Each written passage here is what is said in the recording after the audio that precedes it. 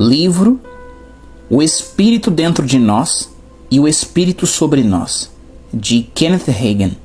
Capítulo 3. Andando no Espírito.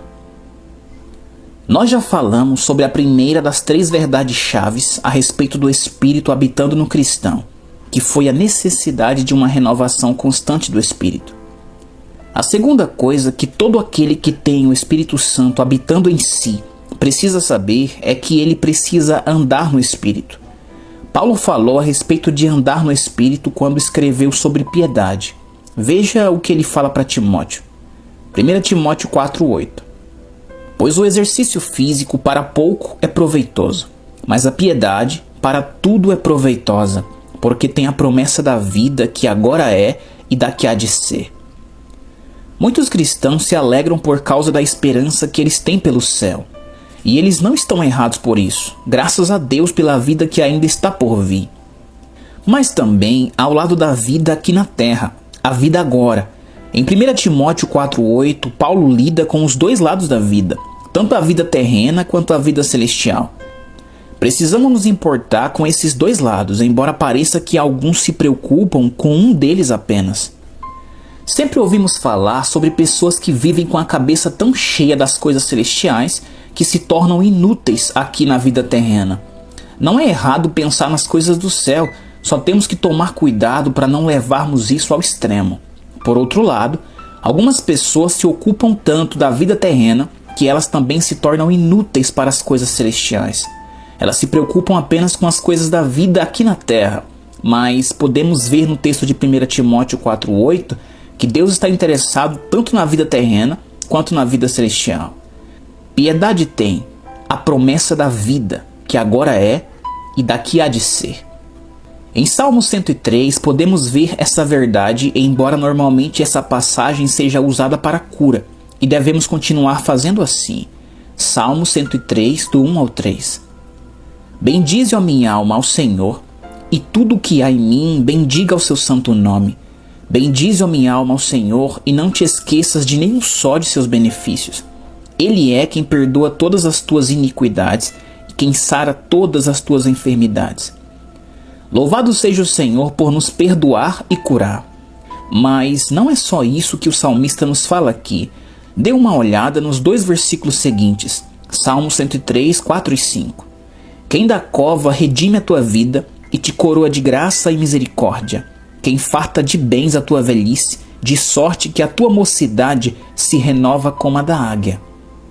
A palavra redime, no versículo 4, significa salva. O salmista está bendizendo ao Senhor por redimi-lo ou salvá-lo da destruição de sua vida terrena. E esse benefício também pertence a nós, que hoje estamos debaixo da nova aliança. Hebreus 8:6. Agora preste atenção em algo. Para que fosse possível desfrutar dessa segurança contra o mal, Deus nos deu seu Espírito para que fôssemos santificados ou separados daquilo que pudesse destruir nossa paz ou fazer mal à nossa saúde. Andar no Espírito significa andar em piedade. Somos gratos a Deus por nos ter dado sua santa palavra escrita. Mas você já parou para pensar que há 2000 anos e depois disso, durante muito tempo os cristãos não tinham a palavra escrita para que eles pudessem ler? As cartas escritas por Paulo eram lidas em voz alta quando as pessoas se reuniam. Eles não tinham nada que pudesse levar para casa. Não havia gráficas. Eles tinham que depender mais do Espírito de Deus do que nós dependemos hoje. Hoje, graças a Deus que temos a palavra escrita. E porque temos, deveríamos estar bem mais avançados espiritualmente falando do que os nossos irmãos em Cristo estiveram no decorrer dos séculos. Mas se não tomarmos cuidado, meu amigo, nos concentraremos somente na palavra de Deus e não vamos perceber as impressões do Espírito. É totalmente possível nos esquecermos de que o Espírito de Deus habita em nós e assim termos só um conhecimento mental da Bíblia. Porém, lembre-se, a letra mata, mas o Espírito vivifica. 2 Coríntios 3:6. Precisamos aprender a andar no Espírito para que tenhamos essa vida. Na profecia de Ezequiel, olhe o que o Senhor nos fala a respeito do novo nascimento. Porei dentro de vós o meu Espírito, e fareis que andeis nos meus estatutos, guardeis os meus juízos e os observeis. Ezequiel 36:27. Em outras palavras, Deus está dizendo: o meu espírito que habita dentro de vocês fará com que você ande em minha palavra e guarde a minha palavra. Agora, não me entenda mal. É necessário que você conheça a palavra, mas ao longo dos anos eu pude observar, até mesmo na minha própria vida, que mesmo quando eu não tinha o conhecimento da palavra em certos assuntos, ainda assim o Espírito de Deus me guiava em linha com a palavra, porque eu aprendi a seguir a direção do Espírito. Às vezes, anos se passavam até que eu aprendesse as Escrituras nas quais o Espírito Santo já havia me guiado para que eu fizesse conforme estava escrito. Quando eu as encontrava, eu falava: louvado seja o Senhor. Eu sabia que o Espírito Santo estava me guiando, e agora eu vejo a mesma direção na palavra.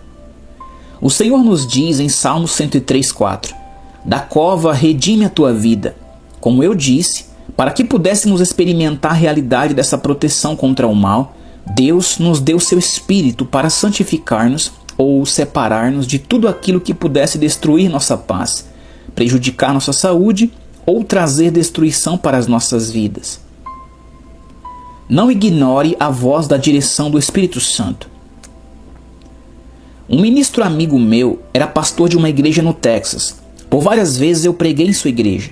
Depois disso, ele se mudou para a Califórnia para pastorear uma igreja, onde eu também preguei e fiz reuniões. Eu conheço esse homem, eu passei tempo com ele. Ele era um homem de fé incontestável. Muitas curas aconteciam em sua igreja. Eu acho que nunca vi outra igreja onde acontecessem tantas curas como nas igrejas onde ele pastoreava. Bem, enquanto ele ainda estava na Califórnia pastoreando essa igreja, ele e a sua esposa tiraram férias e foram dirigindo para o Texas para visitar a família. As estradas naquele tempo não eram como hoje, e isso fazia com que a viagem levasse mais tempo do que levariam hoje. Eles pararam em Albuquerque, no Novo México, para passar a noite e continuaram a viagem na manhã seguinte. Ao leste de Albuquerque, a estrada de mão dupla passava por entre as montanhas. Estava chovendo e a estrada estava muito escorregadia. Quando ele foi fazer uma curva, o carro derrapou. Ele freou, mas não conseguiu parar e bateu em outro carro. Já havia um engavetamento com mais 2 ou 3 carros e em seguida mais 2 ou 3 carros ainda bateram por trás. Uma mulher que estava em um dos carros morreu. A esposa do ministro ficou gravemente ferida e o carro dele sofreu perda total. E pelo fato do ministro e sua esposa crerem em Deus pela cura dela, ela foi restaurada pelo poder de Deus naquele mesmo dia. Eles puderam continuar a viagem. Um tempo depois, esse ministro sofreu outro grave acidente de carro. Mais tarde, ele se mudou de volta para o Texas para pastorear outra igreja. E eu fui à igreja dele para dar um estudo a respeito de ser guiado pelo Espírito de Deus. Depois desse estudo, ele me contou a história a seguir.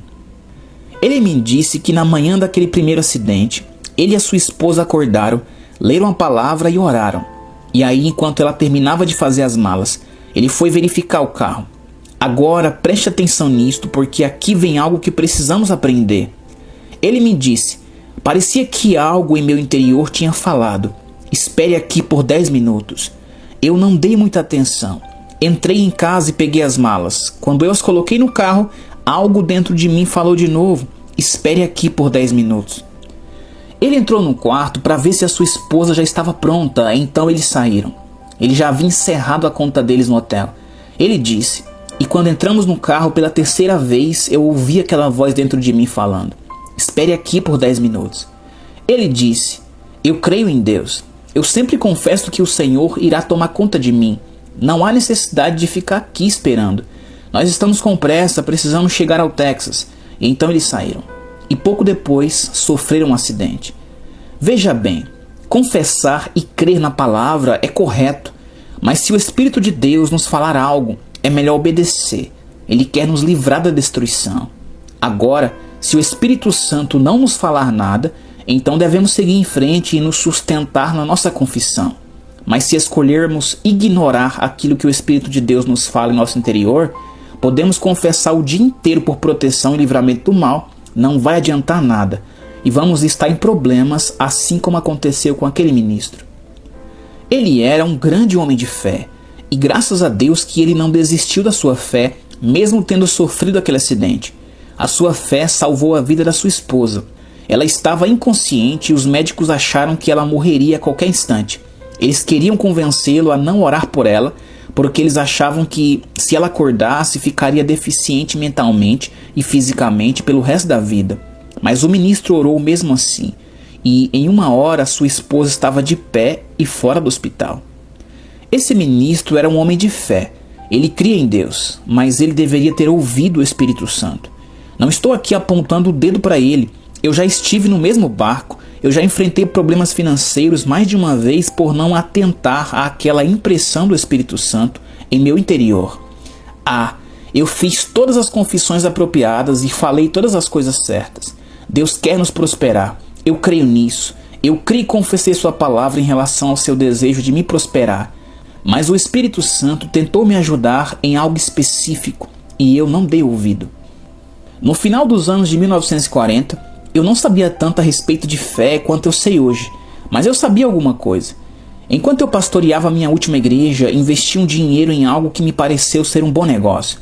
Algo em meu interior me disse para não fazer aquele investimento, mas eu fiz mesmo assim e perdi dinheiro. O dinheiro que eu investi naquela época equivaleria a muitos milhares de dólares hoje.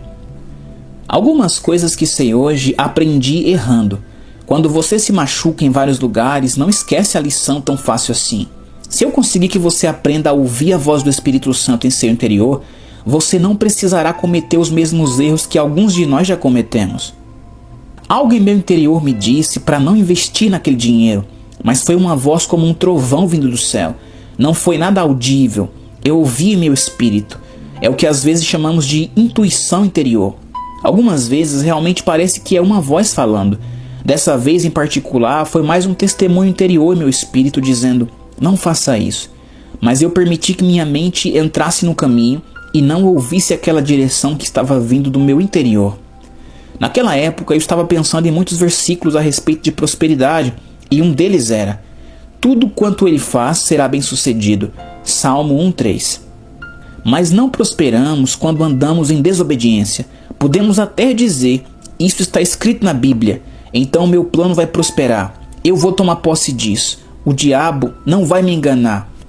Mas muitas vezes nós ainda não aprendemos a distinguir se é o diabo ou Deus que está nos falando algo, mandando fazer algo ou não. Vamos sim guardar firme a nossa confissão, mas vamos também aprender a reconhecer as impressões do Espírito de Deus em nosso interior e obedecê-las. Algo em meu interior me disse para não investir aquele dinheiro naquela época quando eu estava no Texas. Estou tão certo disso quanto sei o meu nome, mas eu investi e perdi aquele dinheiro. E levou muito tempo para que eu superasse isso por ter entristecido o Espírito Santo. Em meados dos anos de 1950, eu fiz a mesma coisa em outra situação. Eu estava terminando uma cruzada na primeira igreja quadrangular em Long Beach, Califórnia, e estava me preparando para ir para a primeira igreja quadrangular em Redondo Beach. Eu já havia transportado meu trailer para um estacionamento apropriado para trailers em Redondo Beach. Bem, as pessoas têm hábitos e costumes diferentes uma das outras. Eu sou uma pessoa da noite, eu durmo tarde, normalmente eu estou mais acordado à meia-noite do que em qualquer outra hora do dia. Como pastor, eu fazia todos os meus estudos à noite, porque normalmente durante as manhãs eu não estava muito alerta. Eu ia dormir entre a meia-noite e 2 horas da manhã e não levantava muito cedo no dia seguinte. Se, por exemplo, eu tivesse um culto de ensino às 10 da manhã, eu sempre me levantava já perto da hora de ir. Não queria ocupar minha mente com outras coisas ou me prender em outros afazeres. Eu queria minha mente focada na lição bíblica que estaria ensinando. Então, certa noite, eu fui dormir bem tarde. Durante muitos anos, em alguns dias, acontecia que, assim que o sol nascesse, eu me sentava na cama, depois de um sono bem profundo. Não interessava quão tarde eu havia ido dormir na noite anterior. Foi isso que aconteceu naquela manhã. Eu sei disso porque a nossa cama ficava posicionada no quarto de forma que a cabeceira estivesse virada para o ocidente e os pés da cama para o oriente. Então, de repente, eu sentei na cama. Eu podia ver o sol começando a nascer, e então eu ouvi algo. Eu sabia que não era audível, mas quase me pareceu audível, como se uma voz estivesse falando comigo.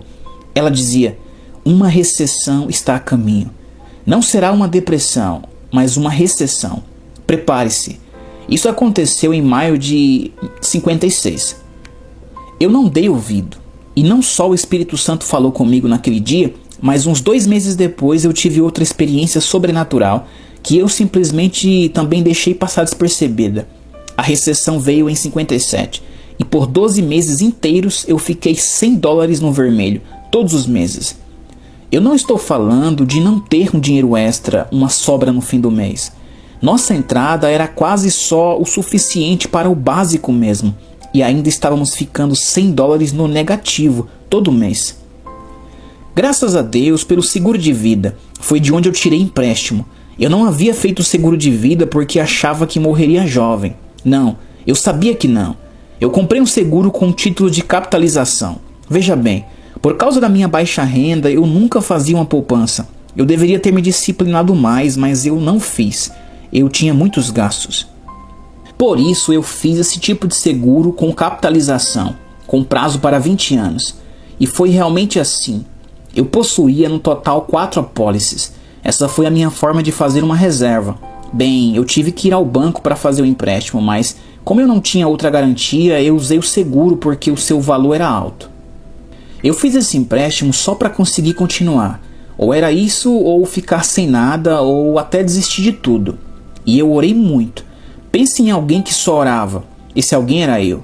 O Senhor me abençoou em outras áreas. Eu impunha as mãos sobre os doentes e eles eram curados. Eu impunha as mãos sobre os cristãos e eles eram cheios do Espírito Santo. Pessoas eram salvas. Os dons do Espírito estavam em operação. Mas o Senhor não me dizia uma palavra a respeito da minha situação financeira. Nada. Eu havia entristecido o Espírito. E isso não saiu da minha cabeça durante um ano inteiro. Foi muito duro. Então, no último domingo do mês de dezembro de 57, eu comecei uma série de reuniões em Port Neches, Texas, ao leste de Houston. E veio o ano de 58. Um ano inteiro se passou e o Senhor não me disse uma palavra sequer a respeito das minhas finanças. Eu voltei ao banco por várias vezes e fiz mais empréstimos. Eu não havia pago nem os juros do outro. E então finalmente fui falar com o gerente do banco. Ele me disse: não nos interessa se você vai pagar agora ou não. Se alguma coisa acontecer com você, nós ainda assim teremos nosso dinheiro. Afinal, nós estamos no negócio de empréstimos e as suas apólices de seguro são uma boa garantia. Em 1950, o Senhor já havia lidado comigo em relação aos princípios de prosperidade e finanças. E eu já tinha colocado todos esses princípios em práticas e feito as minhas confissões. Mas durante o ano de 1957, eu andei exatamente na direção contrária, afundando em dívida. No início do ano de 1958, eu ainda estava fazendo aquelas reuniões no Texas, e em uma das noites veio sobre nós de maneira tão forte um espírito de intercessão. Eu tinha quase acabado minha mensagem e não precisei pedir para ninguém orar. Todos simplesmente foram para o chão. Muitos ficaram em volta do altar, outros ficaram perto dos seus assentos. Eu ainda estava no púlpito de pé e vi que todos ali estavam ajoelhados. Não havia ninguém sentado. Eu me ajoelhei em uma cadeira que estava no púlpito e comecei a orar. Realmente havia um espírito de oração naquele lugar. Acho que ficamos ali entre 45 minutos e 1h15, mais ou menos. Levantei-me e sentei na cadeira. Algumas pessoas ainda estavam ali em volta do altar orando. Outros já haviam sentado. Eu me sentei e estava cantando em línguas quando de repente Jesus apareceu na minha frente, a olho nu. Ele falou comigo a respeito de muitas coisas, inclusive meu ministério. E então finalmente ele trouxe o último assunto. Ele começou: agora sobre as suas finanças. Uau, como eu fiquei feliz por ele ter trazido esse assunto. E então eu falei: sim, Senhor. Ele continuou: você sabe que eu falei com você pelo meu espírito a respeito disso. E eu vi que você não daria ouvidos. Então quando você estava na Califórnia, eu enviei um anjo e ele foi até o seu trailer. Mas você também não deu atenção. Então eu deixei você sozinho e permiti que você sofresse isso por 1 ano. Foi muito difícil, eu disse. Então ele começou a me falar como ele mudaria essa situação. Ele me disse o que aconteceria dentro de 3 meses, e realmente aconteceu exatamente como ele havia me dito. Eu fiquei tão feliz de finalmente me ver livre daquela prisão financeira. Como eu disse anteriormente, Deus nos deu seu Espírito para que fosse possível vivermos livres de tudo aquilo que vier nos ferir ou roubar a nossa paz, a nossa saúde ou nosso bem-estar. Podemos ser ensinados e guiados pelo Espírito que habita em nós, o que é sem dúvida uma perfeita provisão do nosso Pai Celestial para nós. Ele quer que sejamos redimidos de toda destruição, mas para que possamos andar no Espírito de forma constante, é preciso que aprendamos a reconhecer e obedecer às impressões do Espírito em nosso interior.